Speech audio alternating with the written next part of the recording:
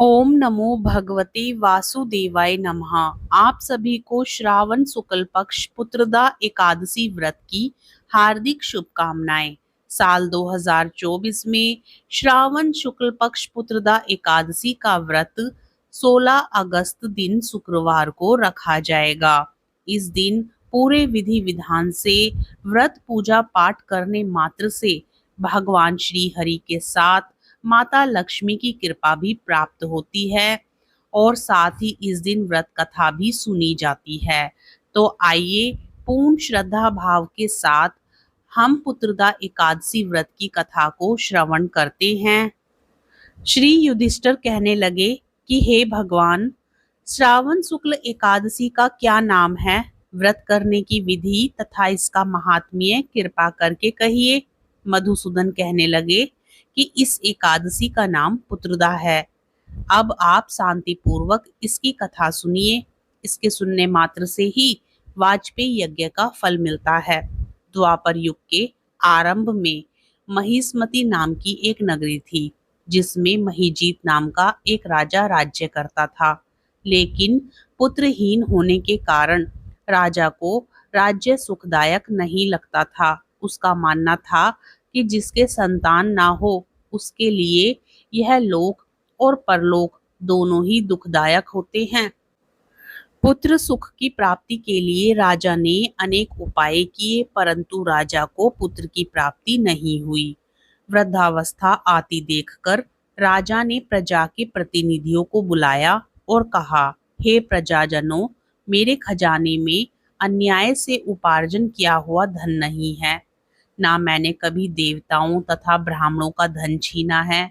किसी दूसरे की धरोहर भी मैंने नहीं ली। प्रजा को पुत्र के समान पालता रहा।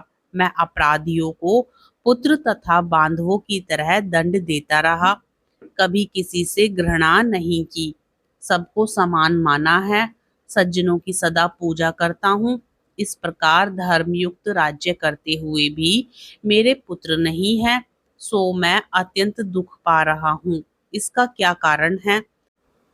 राजा महीजीत की इस बात को विचारने के लिए मंत्री तथा प्रजा के प्रतिनिधि वन को गए। वहां बड़े बड़े ऋषि मुनियों के दर्शन किए। राजा की उत्तम कामना की पूर्ति के लिए किसी श्रेष्ठ तपस्वी मुनि को देखते फिरते रहे। एक आश्रम में उन्होंने एक अत्यंत वयोवृद्ध धर्म के ज्ञाता बड़े तपस्वी परमात्मा में मन लगाए हुए निराहार जितेंद्रिय जितात्मा जित क्रोध सनातन धर्म के गुण तत्वों को जानने वाले समस्त शास्त्रों के ज्ञाता महात्मा लोमश मुनि को देखा, जिनका कल्प के व्यतीत होने पर एक रोम गिरता था। सबने जाकर ऋषि को प्रणाम किया। उन लोगों को देखकर मुनि ने पूछा कि आप लोग किस कारण से आए हैं? निसंदेह मैं आप लोगों का हित करूंगा। मेरा जन्म केवल दूसरों के उपकार के लिए हुआ है, इसमें संदेह मत करो।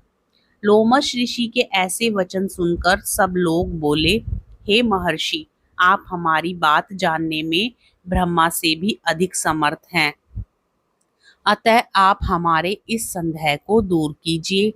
महिष्मतिपुरी का धर्मात्मा राजा महीजीत प्रजा का पुत्र के समान पालन करता है, फिर भी वह पुत्रहीन होने के कारण दुखी है।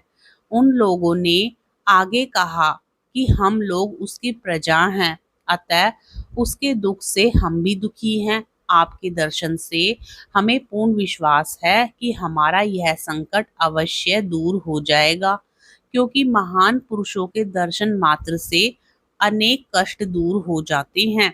अब आप कृपा करके राजा के पुत्र होने का उपाय बतलाएं। यह वार्ता सुनकर ऋषि ने थोड़ी देर के लिए नेत्र बंद किए और राजा के पूर्व जन्म का वृतांत जानकर कहने लगे कि यह राजा पूर्व जन्म में एक निर्धन वैश्य था। निर्धन होने के कारण इसने कई बुरे कर्म किए। यह एक गांव से दूसरे गांव व्यापार करने जाया करता था। एक समय ज्येष्ठ मास के शुक्ल पक्ष की द्वादशी के दिन मध्याह्न के समय वह, जबकि 2 दिन से भूखा प्यासा था, एक जलाशय पर जल पीने गया। उसी स्थान पर एक तत्काल की ब्याही हुई प्यासी गौ जल पी रही थी। राजा ने उस प्यासी गाय को जल पीते हुए हटा दिया और स्वयं जल पीने लगा, इसलिए राजा को यह दुख सहना पड़ा। एकादशी के दिन भूखा रहने से वह राजा हुआ और प्यासी गौ को जल पीते हुए हटाने के कारण पुत्र वियोग का दुख सहना पड़ रहा है। ऐसा सुनकर सब लोग कहने लगे कि हे ऋषि, शास्त्रों में पापों का प्रायश्चित भी लिखा है, अतः जिस प्रकार राजा का यह पाप नष्ट हो जाए, आप ऐसा उपाय बताइए। लोमश मुनि कहने लगे कि श्रावण शुक्ल पक्ष की एकादशी को, जिसे पुत्रदा एकादशी भी कहते हैं, तुम सब लोग व्रत करो और रात्रि को जागरण करो, तो इससे राजा का यह पूर्व जन्म का पाप अवश्य ही नष्ट हो जाएगा, साथ ही राजा को पुत्र की अवश्य ही प्राप्ति होगी। लोमश ऋषि के ऐसे वचन सुनकर मंत्रियों सहित सारी प्रजा नगर को वापस लौट आई और जब श्रावण शुक्ल एकादशी आई तो ऋषि की आज्ञा अनुसार सबने पुत्रदा एकादशी का व्रत और जागरण किया। इसके पश्चात द्वादशी के दिन इसके पुण्य का फल राजा को दिया गया। उस पुण्य के प्रभाव से रानी ने गर्भ धारण किया और प्रसव काल समाप्त होने पर उसके एक बड़ा तेजस्वी पुत्र उत्पन्न हुआ। इसलिए हे राजन, इस श्रावण शुक्ल एकादशी का नाम पुत्रदा पड़ा।